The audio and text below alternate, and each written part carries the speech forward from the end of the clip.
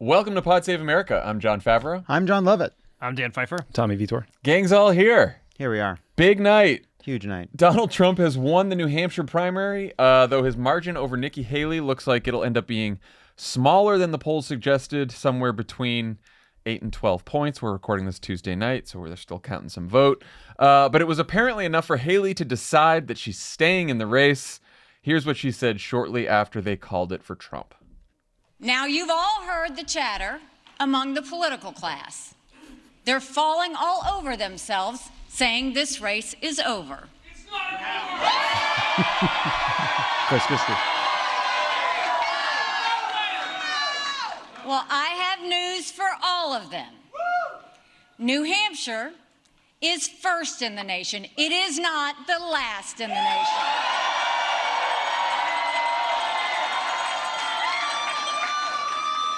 This race is far from over. There are dozens of states left to go.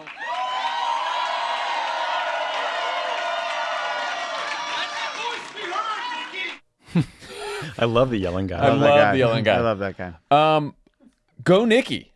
I mean, are we political class? Because this member of the political class does not think it's over. I want her to go stay all the way in. Go to the convention, Nikki. 12 points? That's this. Some people might say that in any other election on earth, that's a landslide. Not me. This razor thin margin, 11 All points. the way to Milwaukee.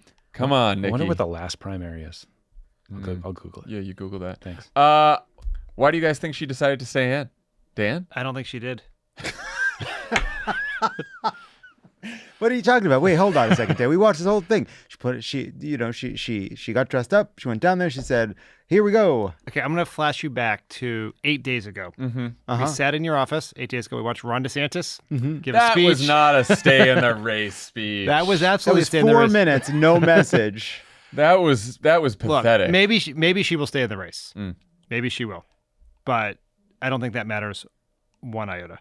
Oh, I find myself rooting so hard for her to stay in the race. I don't think Nikki Haley's not going to win the Republican nomination. Not with that fucking attitude. What are we doing here? Unless we get Predicting? the hamburger from heaven. But I think the longer she's in this race, attacking Donald Trump, pissing him off, absolutely, I'll take it. I mean, maybe she will stay in. The month between New Hampshire and South Carolina is traditionally a death march in Republican politics. George W. Bush and some of the dirtiest politics of that time seems like, frankly, nothing Quaint, now. very quaint. Yeah. Destroyed John McCain in that period to then essentially lock up that nomination in South Carolina. Nikki Haley is going to be under a brutal assault for a month to go to her home state, where she's polling in the single digits and losing to Trump by about 30 points. In an electorate that is so, and when you talk about how it's so unfavorable to her, maybe she will want to go through that humiliating process. I would be surprised. What has she got to lose? Well, I think the big question is how much money she can raise in the next 24, 48 hours. If she can't raise money, she's got to get out. There's just no two ways Her about campaign is billionaire dependent. She has no grassroots fundraising base, and there's these billionaires are holding this fundraiser for her in a week, and we'll see if they're still holding it a few days from now. Apparently, she's going to campaign in the Virgin Islands tomorrow. Tomorrow, yeah. For their February 8th caucus, and there's Nevada. I figured it out. The last primary is the June 4th, Montana, New Jersey, New Mexico, and South Dakota primary. So that's how long this could last. June if we're 4th. lucky. Oh, please. All Tommy, the way. when is Please. can you find the Virginia primary? Damn. That's a Super sure Tuesday. can, yeah. That is the one primary she has a legitimate chance to win. Well, so their argument, the Haley team, they put out a memo this morning, sort of signaling that she was not going to drop out. If it was the 20 or 30 point blowout that the poll suggested, maybe that wouldn't have been an operative memo. But their argument is basically, so we got South Carolina, her home state, is on February 24th, and Democrats can also vote. Anyone can vote in that primary. Unless you're a Democrat that votes in the February 3rd primary, the Democratic primary, for Joe Biden, then obviously you can't vote again. But if you don't vote in that, you can vote. So that's an open primary in South Carolina. And then they go to Michigan. Michigan is open. And then D.C., good district for her. Then the caucuses in Idaho and North Dakota. And then Super Tuesday on March 5th. And 11 of the 16 states on Super Tuesday have open or semi-open primaries. Okay. It's just that is true, but it's far less important than the fact that the Trump team has completely rigged the rules so that now if he gets 51% of the vote in some of these states, he will take all the delegates, including states like California. It is true that some of these states have open primaries, but none of them have open primaries with a tradition of independent participation like New Hampshire. Half of the voters in this election were either independents or Democrats who re-registered as independents to participate in this process. Right? It almost sounds like independents and Democrats infiltrated to take a clean victory away from Donald Trump. Who managed to stop the steal. Yeah, it does seem as though, like, if your campaign memo is about how don't worry, the Republican primary has lots of opportunities for people who aren't Republicans to vote, you do have a deeper problem that can't be overcome by the calendar. That would be the memo written by the campaign that lost Republicans by 50 points in this election tonight. So you would say she didn't do so well with Republican voters. Yeah, Look, she's Which is running for tough the when you're the running Republican for the primary. Like at some point, right? Presumably, Identified the she has problem. to. So at some point, she has to win Republicans to win the Republican primary. That would be sort of. I don't know. I'm not. This is what you guys pay the big bucks for. Like I'm a speechwriter. I'm not a data guy. I'm not a data. I was more poetry than prose. But I have to say, I also was a math person, and I do think at some point she has to win Republicans. I'm just trying to get inside the campaign's her head, the campaign's head. I think what they might be thinking is, as Tommy said, Trump has rigged the rules, so a lot of these are like either winner take all, or you hit a 50% threshold in the primary and then you take all the delegates. But maybe she's thinking, if I can just keep picking up a few delegates here and there, and then March 5th comes along, or whenever Trump is tried in D.C., then Trump is convicted. Suddenly the polls start shifting. We go to the convention. She's the only other one with delegates, except I guess Ronnie D has a couple from Iowa. Or something, He's got 6 from Iowa. No one else is going to get delegates except Trump and maybe her now. So maybe she thinks then, who knows what might happen. Right, but that's all crazy, but I'm thinking that's what must be going through their heads. I think what's going through their heads is everyone gets up in a campaign and they care passionately about it, and they can't make the decision to drop out between when the votes are counted and when she speaks. Yes. So they do this, and then this is exactly what happened with DeSantis. Then over the course of time, the checks stop coming in, start having to lay staff off. People start your endorsers start calling and saying, you know what? How many does she have? Like Sununu. He's just like stuck to her. Sununu and Ralph Norman. Yeah, not even. I guess that's right. They start calling and saying, I'm kind of thinking, or the billionaires who are funding this thing say, it's time to get on board with Trump, and then you drop out. Like, this is the process they all go through. Yeah, I think that would help explain why she spoke so early. It's like, you know what, let's just go out there, get it over with, give the speech we need to give for tonight, get to tomorrow, do some thinking, spend time with your family, and then really decide. I also think they must have seen the numbers and said, your lead is never going to get better. Trump's lead is never going to get smaller than it is right now. Get out there before there's a 1 in front of that number. Yeah. That's right. Trump noticed that too. Yeah, he's furious. We'll get to it. The speech hit different when she was down 7, I suppose, now when Yeah. she's down 14 or whatever it is at this moment.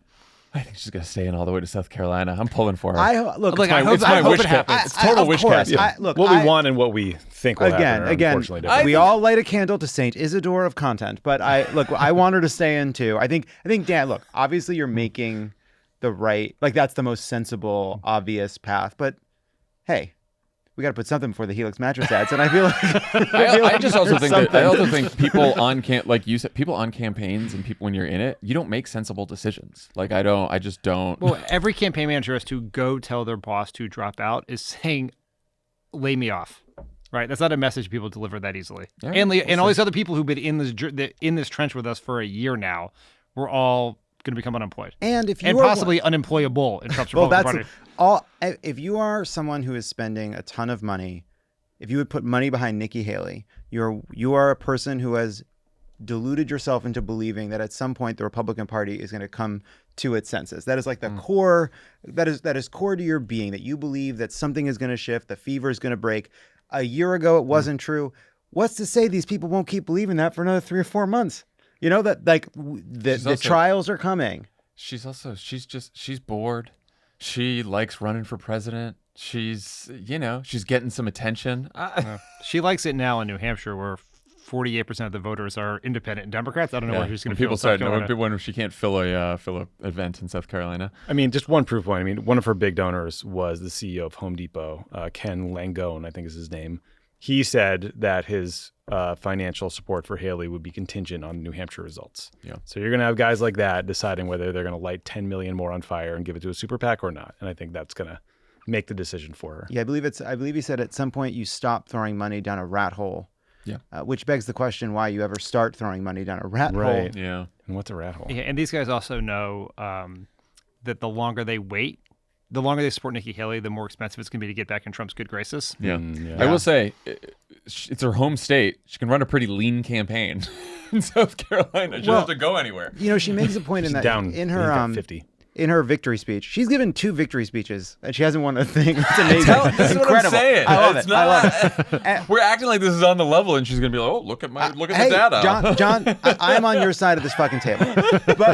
But she, in her speech, she makes this point like you know, I'm from. She speaks. She's really. We were talking about this before the pod that like she really is just like she is just a quintessential politician. She's good at it, but she's such a quintessential politician. But she gets up there and she says, "Now they can't come down to South Carolina and lie about me or whatever they can say about me because sure they can. but also she's like, they know me in South Carolina. South Carolina is my home state.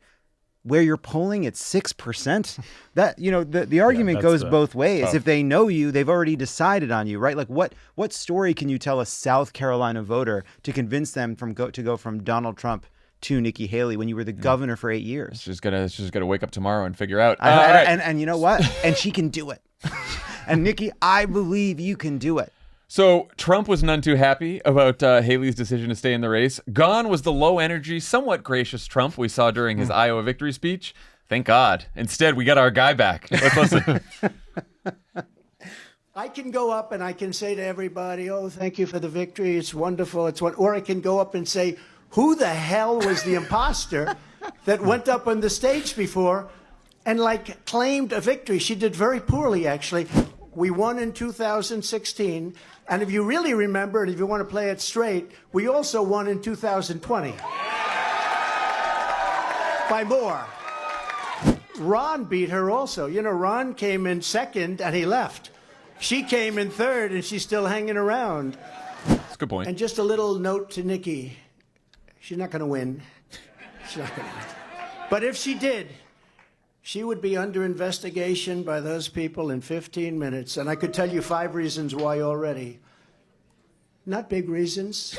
A little stuff that she doesn't want to talk about. But she will be under investigation within minutes. And so would Ron have been. But he decided to get out. He decided to get out. Now, Vivek, I don't think would be at all because he's perfect, right? I find in life you can't let people get away with bullshit, okay? You can't. You just can't do that. And when I watched her in the fancy dress that probably wasn't so fancy come up, I said, "What's she doing? We won." She looked great. That's bullshit. Just classic Trump. Trump. Can we just talk about one, before we get to all of it, can we just talk about one piece of it, which is, did he forget that Ron DeSantis endorsed him 1 second? He just got mad and kept going? Or is it, what's going on there? He was supposed to be nice to Ron. Ron's emotionally on that stage with him now. Did he forget? There are some legislators in Florida who are trying to pass a bill to give Donald Trump $5 million in taxpayer money to pay for his legal bills. And Ron DeSantis declared on Twitter that he would veto that bill. And that was that. He also gave in his first interview, I think with Steve Deese, he said that Trump's got a real problem with swing voters and he's going to have to fix it. Like, he kind of went after Trump today in his interview. They don't like each other. Yeah, I think I don't know if he forgot. I think he fucking hates Ron DeSantis. He was trying to DeSantis. play. Yeah, He was in flow. He was in his flow. He was trying to play that, like, oh, I'm going to be gracious and okay for Ron DeSantis. He fucking hates him. Ron DeSantis offers him nothing. Like, Tim Scott could be a valuable asset in his campaign. Right, Nikki Haley would actually, I don't think he's going to take advantage of this, but would be a potential asset in his campaign. Ron DeSantis brings nothing to the table. He needs him for nothing, especially now that $5 million in taxpayer money's off the table. What'd you guys think of the speech? What'd you guys think of Trump's big victory speech? He was pissed. I mean, that came through loud and clear. Yeah, he suggested Haley would be investigated. He also suggested that Governor Sununu is on drugs. Yeah, he did. You guys he's got to be on. He's got to be on something. Said this guy's got to be on something. There was the mocking of the dress, which was just petty, dickish stuff. Then he said to Tim Scott, "You must really hate her," about Nikki Haley because Tim Scott endorsed him. So yeah, it was old school raging Trump. He also, he let all of his new supplicants give a quick little speech. Vivek did a tight 2 You have minutes. 60 seconds. Tight The big boy 60. table. Yeah, Well- Vivek did a tight 60, and then Tim Scott was clearly not prepared that he was going to be asked to say something, and he got up there and sort of mumbled through. And then when Trump said, "You must really hate her," he came up and he goes, "No, I just really love you." That's That's your guy. That's Lovett's guy. And you know what? What do you think? What do you think? Here's what I think. Here's what I think. Do you want to live in a world where you don't open up your heart to somebody, even if you know there's a chance you might get fucking disappointed? Yes. Am I disappointed that Tim Scott is not just a fucking failed presidential candidate, but a sniveling little fucking worm that Trump is now going to take out of the GIMP box to march down to South Carolina? What box? The GIMP box. It's from a film called Pulp Fiction. Learn film. Go to cinema. Let's at cinema. Tim Scott is out of the GIMP box. That's what we're talking about. Okay. Yeah, I'm pissed about it. Yeah, it's frustrating to me to have Tim Scott there. And but just like he didn't, obviously the Tim Scott thing was humiliating, embarrassing, but even the Vivek thing, he's like, I told Vivek he could speak, but no more than a minute. No more than a minute. Like he's got these So guys on embarrassing. a leash. But you know what? I was like, and I know MSNBC and CNN, after we complained about this, they did take Trump's speech tonight. Although then they cut away and they were like, see, this is the problem with taking Trump's speech because he lies so often. And it's like, yeah, there's definitely a lot of lies, crazy lies. They had to fact check it. But I'm happy for all the voters in America to see the Trump that we saw tonight. More of it. That's why I want Nikki Haley to stay in so badly, because Donald Trump talked about this. Dan, you've written a message box about this. Like, he is a strong man. He wants to appear strong. He made himself appear weak tonight because he was so pissed. Even though he fucking won, he was so pissed at Nikki Haley that he seemed like he was just angry. He was agitated. Like, it was great. It was great. I was thinking about this too, because, you know, look, we've gone through so many fucking endless conversations about platforming and, you know, you can't show Trump because it spreads misinformation. But if you don't show Trump, people forget how threatening he is. And I do think, like, what I was taking away from, because I heard you guys talking about it, and I agree, we talked about this before, but that it's like, yes, Trump is a vehicle for spreading misinformation, and that can be dangerous. But also the lies that Trump spews, especially the ones that are just like not plausible, that most people don't believe, they are a vehicle for exposing Trump, right? Like, you do need to, like, and I don't know what's, like, you know, I don't know what the best thing is. I don't think there's an easy decision there, but man, is it better to have people seeing Trump being at his most unhinged and angry and all the rest.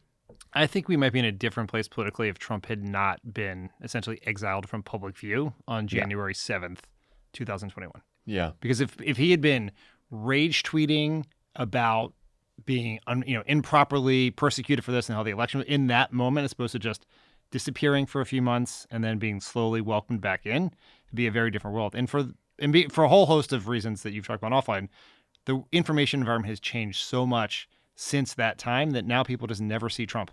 Yeah. And now the few nights when they might see him, we're like, don't show him. I just think that's because he has been rage truthing and also doing these rallies the whole time, but the rallies aren't being covered, and no one sees the truths really. So, and as viewership of cable declines, we're an increasing share of the audience. So we want to see it. So just give the people what they want. Let's talk about the results in the primary. You guys see anything notable in the results or the exits, or anything that might tell us something about the general election? We talked about in Iowa how Trump's win there might have showed some weakness since it wasn't a commanding win. Obviously, this was even less of a big win in New Hampshire. What do you guys think, Tommy? I thought it was interesting that Trump did best among the 18 to 29-year-old cohort. Did he really? He got 61% versus 52 or 53% of the older voters. That was interesting, and I think does say something about his super fans and the people who like him. And also it says something about the self-selecting sample of young Republican voters too. Yeah, that they're the more radical, they're the sort of the TP USA types.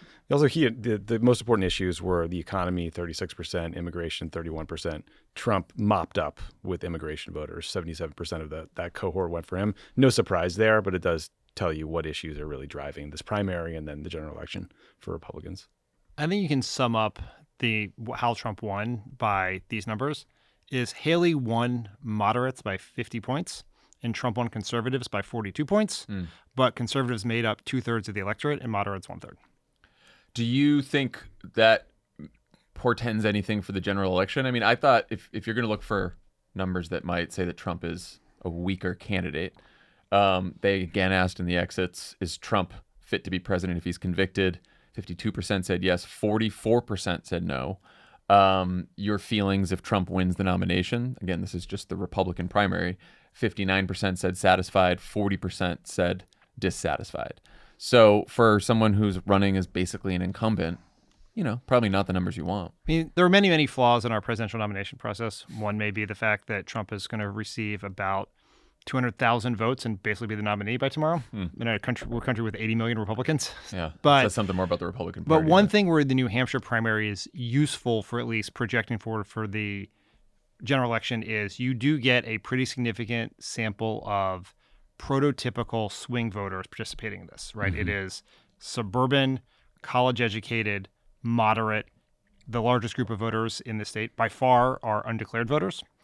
And those are the exact voters that Trump lost ground with from 2016 to 2020. Those voters are overrepresented in some of the states he lost, like Pennsylvania, Georgia, and Arizona.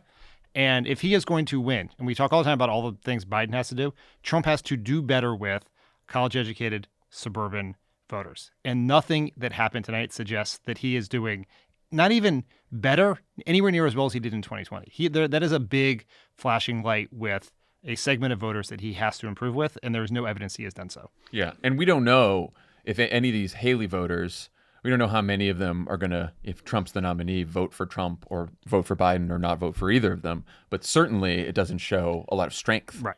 Yeah, I feel like there's two things that I took from this. One is actually just how strong and dangerous a general election candidate Nikki Haley would be. That's one. But two, Trump, in his rambling, infuriated speech, he didn't want to say it exactly like, don't worry. Yeah, sure, Nikki Haley's doing better against Biden than I am, but anybody can beat Joe Biden. But he basically got there. And, Nikki Haley is making it's like a vaguely sophisticated point about how Trump cost people the House and cost people the Senate. Like it's a coattails thing. But Republicans want to win. And he made a point of saying, hey, don't worry, we got this thing. You nominate me, we're going to win. And he's clearly there is an argument that Nikki Haley is making that he's not totally unconcerned by, right? Like he is responding to it and making a point that's like, oh, Joe Biden is so frail and weak. Don't you worry about that. I'm going to beat Joe Biden, Nikki Haley. Any of us could beat Joe Biden. That's not important. Yeah. That's not important. It's also notable that they asked in the exits, would you favor or oppose a federal law banning most or all abortions nationwide? And only 27% of voters favor banning most or all abortions nationwide. So one concerning point in that number is that Trump only lost the people who opposed a nationwide ban by 10%. 55-44. Yep. But here's one other thing on the electability number. Yes, I do think it gets under Trump's skin because down deep in his very dark soul, he knows he lost the 2020 election and that haunts him. But only 15% of voters in the exit poll listed defeating Joe Biden as their top the quality they cared most about in a candidate. Yeah. And Trump won those voters overwhelmingly. Yeah. So this is Nikki Haley's argument. There is zero audience for that argument in New Hampshire. And nationally, we talked about this the other day, is that they asked Republicans in this YouGov poll, who do you think is going to, regardless of who you support, who do you think is going to win? 84% of Republicans think that Donald Trump's going to win the election. But then what's tells strange, everything about why he's walking away with it. Yeah, but there is this sort of voters aren't good at telling you how they're going to feel about something in the future. I think, and that could be a double-edged sword. But we are in this strange scenario where a bunch of Republicans voted for Donald Trump today and also told a pollster that if he's convicted of a crime, he's unfit and they won't vote for him again. And he is on track, to our minds, to be convicted, hopefully before the election, but we don't know. And so it's like, we don't know. We know they think he wouldn't be fit, but we don't know if they wouldn't vote for him because they didn't ask, would you vote for him? Which they did ask. They should have. In CNN's poll, right? Well, they asked it in the Des Moines Register poll. Yeah, but even I didn't look at it in the New Hampshire poll, and I just got a text from Reed that said, who we work with, who said, organic polar coaster pitch, which I think means right now I'm supposed to mention that we're going to dig deeper into these exit poll numbers in the episode of Polar Coaster that's coming out in 2 days. Amazing. Wow, that's how the magic happens. Look at that. Right Just felt like it was right there, part of the conversation. 2 quick housekeeping notes. There's a lot to keep track of in a high-stakes election year. Voting deadlines, emergency therapy, and maybe also your job or whatever. That's why Cricket and Vote Save America created a comprehensive 2024 planner. It's filled with important dates and some fun extras to keep you focused, sane, and organized. For the record, we tried to include a few Xanax, but the lawyers said we couldn't. Losers. Head to Cricket.com/store to get your planner now. Also, it's only January, and somehow 2024 already feels like an endless election year, but never fear. We've got just the thing to get you through the rest of it. Pre-order our book, Democracy or Else, How to Save America in 10 Easy Steps. It's a fun, useful guide to getting involved while keeping whatever's left of your sanity intact. Plus, Crooked will donate its profits from the book to support Vote Save America and other organizations mobilizing for the 2024 election, so you're helping make a difference before you even crack it open. This podcast is brought to you by Squarespace, the all-in-one website platform for entrepreneurs to stand out and succeed online.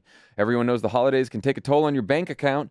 If you're looking for creative ways to increase revenue and give your family and friends the holiday treats they deserve, then you need to get started with Squarespace's new feature, Squarespace Courses. Woo!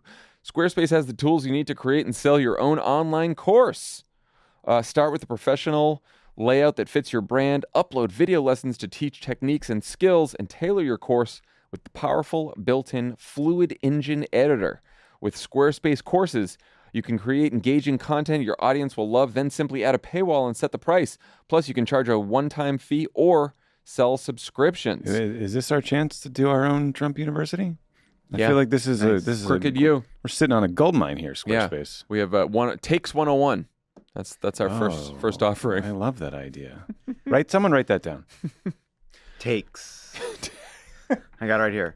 Takes. That's a good one. Turn your creativity into income with Squarespace Courses. Head to squarespace.com for a free trial. And when you're ready to launch, go to www.squarespace.com/crooked to save 10% off your first purchase of a website or domain. That's squarespace.com/crooked. All right, well, let's talk about the Democratic primary in New Hampshire. There was one. And Joe Biden won it despite not appearing on the ballot. Again, he did not appear on the ballot since Biden and the DNC decided that South Carolina will be the Democrats' first primary. New Hampshire went ahead with their primary anyway, so they are not going to have any delegates at stake. So Joe Biden didn't go on the ballot. Dean Phillips and Marianne Williamson did. The Biden allies in New Hampshire, Biden supporters in New Hampshire, did not want Joe Biden to be embarrassed. So they organized a write-in campaign, and boy, did it work. So he won so far right now, he's got over 70% of the votes. The write-in votes. We'll find out the final number when everything's counted and they read all the write-in votes. Dean Phillips only won around 20%, and Marianne Williamson took 4%. What do you guys think? But Mercury's in retrograde. I kind of think that Biden, look, they were hoping to avoid embarrassment, but I think they also demonstrated some enthusiasm. I don't think it's easy to organize a write-in campaign, and like if you're a Democratic primary voter and you know there's not much of a primary, to get up, walk out of your house, go to the polls, write in Joe Biden's name. That tells you something. Yeah, I think it definitely demonstrates some enthusiasm. What I think demonstrates even more is organization. And for all of the Democratic complaining and worrying and everything about the state of the Biden campaign, whether Biden can win, one thing that the Biden campaign has been very, very good at from the very beginning, right, going back to the primary when they overperformed in the Nevada caucuses, is organization. And so this is something that I think that they would be very good at helping engineer, is something like this. Yeah. Dean Phillips and Dean Phillips affiliated super PAC spent $5 million in New Hampshire for his 20%. Here's what he said tonight about his loss. What I'm saying is this: I don't know what my name recognition is. It was 0 just 10 weeks ago. I would imagine in this country right now, it's probably 5 to 10% tops. I was a brand builder before this in the private sector. It takes recognition of a name or a brand in order to actually test it. I need some months to do that. And so basically he said he's going to take a few more months, and once polls start testing Dean Phillips against Donald Trump, he's going to look at those numbers, and then he's going to make a decision. This is just a whole race. It's a whole campaign based on polls. That's it. What a waste of time. He got in because of polls. He's going to get out because of polls. He's going to stay in because of polls. Whatever the polls say, that's what Dean Phillips is doing with his life. I'm going to suggest that perhaps Dean Phillips' strategy to campaign in a state relentlessly, to move to a state where the president was not on where he did go to summer camp. He did go to summer camp, where he discovered it. That's where he discovered his passion for America and public service at summer camp, as one does. Yep. To base the entirety of his campaign and this $10 million, whatever spending, in a state with no delegates was not the right choice. Yeah. I will also say too, like we have worried a lot about Joe Biden as the nominee. Like, is what if another Democrat challenged him? Another Democrat challenges him in New Hampshire, And Joe Biden's not even on the ballot. And the Democratic voters in New Hampshire went out and said, no, I don't want Dean Phillips. I want Joe Biden. They had the alternative. They saw his ads, spent $5 million in the state. And they just, that's part of the reason this primary has turned out the way it is, because Democratic voters, when they get the chance, they wanted to vote for Joe Biden.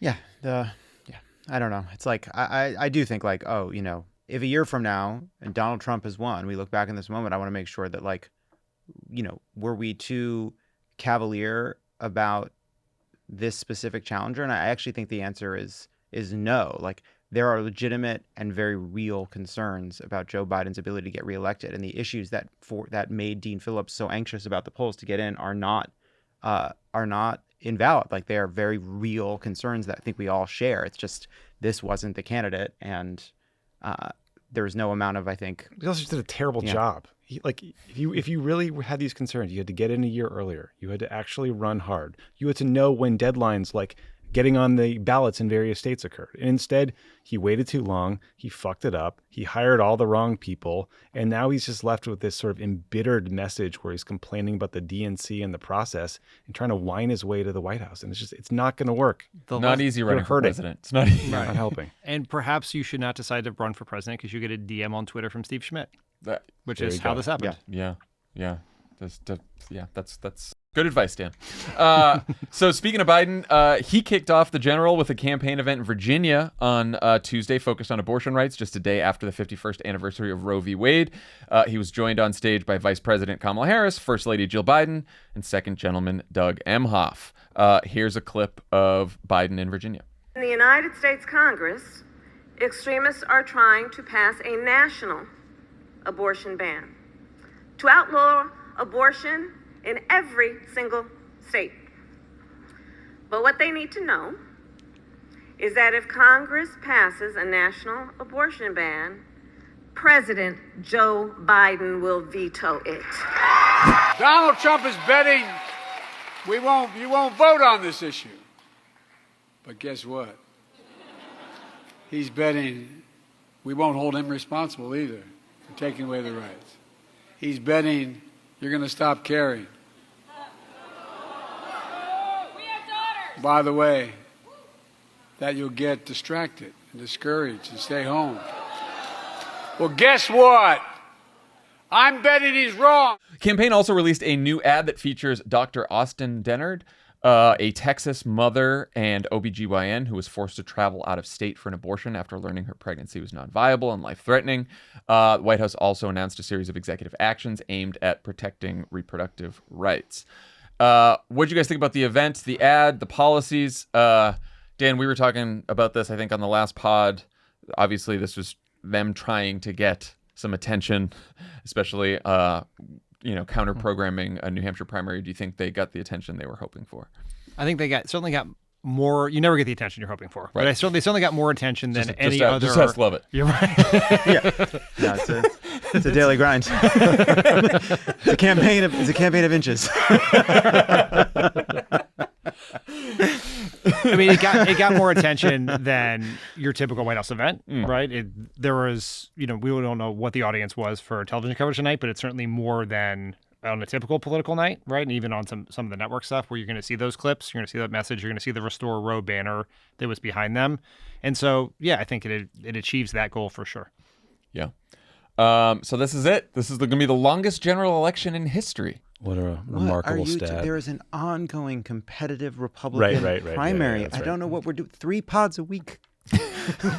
I know it was timed because of the anniversary of Roe v. Wade, but I do think it was telling that as we kick off the general election, they started with he did the January 6th speech on the anniversary of that, and then he just did a series of events and ads around abortion. I think that seems to be what that's gonna be the message for the main message for the campaign, and I'm guessing there'll be an economic component as well soon. Yeah, I think jobs, freedom, and democracy. I mean, it seems like the 3 things. Yeah, jobs, freedom, and democracy. I mean, that's the ultimate question here, right? They've called it jobs and democracy is their strategy, and the question is how much do they have to narrow the gap on the economy to have that strategy work? And we don't know the answer to that. And I think it is the source of probably the biggest debate within the Democratic Party right now. The question is whether the larger general election electorate is going to place a higher premium on economic performance and economic approval than the midterm electorate who clearly voted on abortion, freedom, democracy, and those issues. Even though there is technically still a Republican primary going on. Technically. The Biden campaign did put out a statement tonight basically saying that, like, you know, the general is here. We know Donald Trump's going to. Do we think that Biden's going to be out there now all the time? Like, is he going to go campaigning? Is he going to be freer to campaign? Should he? In the next month or so, while this is still while Nikki Haley's still doing whatever Nikki Haley's going to do? I think they're constantly striking a balance, right? I mean, they're doing official events in swing states. I imagine they'll continue to do a lot of those because it saves you money. But I don't know, Dan, you think they're going to do a big ass rally in Michigan soon or something to really kick this thing off? Or do you wait till the post State of the Union? I don't know what they're going to do. I imagine it's going to be a relatively slow but steady ramp up. And just there's so much other stuff going on in the world that he has to attend to. But there is a real asymmetry in terms of the kind of information people are getting right now. Yeah. And that, whether it's through more Biden campaign events, more louder Biden message events from the White House, or aggressive paid advertising, that asymmetry has to narrow right now. Because there's this very interesting poll that our friend Peter Hamby wrote about in Puck, which shows that people are getting a ton of information about Donald Trump and not very much information about Joe Biden. Yeah. And that is alarming in two fronts. One, it's allowing Trump to define the four corners of the political conversation, but also part of the Democratic argument is that people aren't paying attention to Trump. Once they realize Trump's still around and still terrible, they will change. The election will change. The fundamental dynamics will change. This is a piece of data that suggests we have more work to do than just waiting for people to wake up from their political news slumber. And again, I don't think the Biden campaign has to choose between, do we go out there and have a positive message from Joe Biden and accomplishments and what he's going to do, or do we just go out there and, you know, hit Donald Trump every day? I think they got to do a contrast message, right? And so every time they go out there, here's something Joe Biden did. Here's what he wants to do if he's going to get a second term. And by the way, here's what Donald Trump would do and the Republicans. And you just constantly drive the contrast message and over the next couple of months. But yeah, I'd get out there soon to try to I think it probably begins after the State of the Union. Yeah, because that's my guess too. Ideally, that's going to be his biggest audience, the convention, and then the debates. And hopefully, I think in the State of the Union, they'll lay out an economic agenda for the second term that they'll be able to then use in the campaign trail. So that'll be hopefully like the third leg of the democracy Dobbs stool, if you will. All right, well, that's it. Anything else? Any closing thoughts? Just go, Nikki. Go get him, Nikki. Go get him, Nikki. Tim, you broke my heart. You got this, Nikki. All right. And I don't know that I can love again. That may be it. I'm out. Can we just talk about the fucking Tim Scott engagement? Sure. Just like the idea that, like, bonus. Like, you know, nothing says love to me more than proposing to your girlfriend on Friday and then endorsing Donald Trump and going to a rally over the weekend. Auditioning and then for telling VP. then telling him you love him. And then telling him you love him. His heart is big enough for two. And the other thing too is it's like, I don't know Tim Scott's life. None of us does, right? Fine.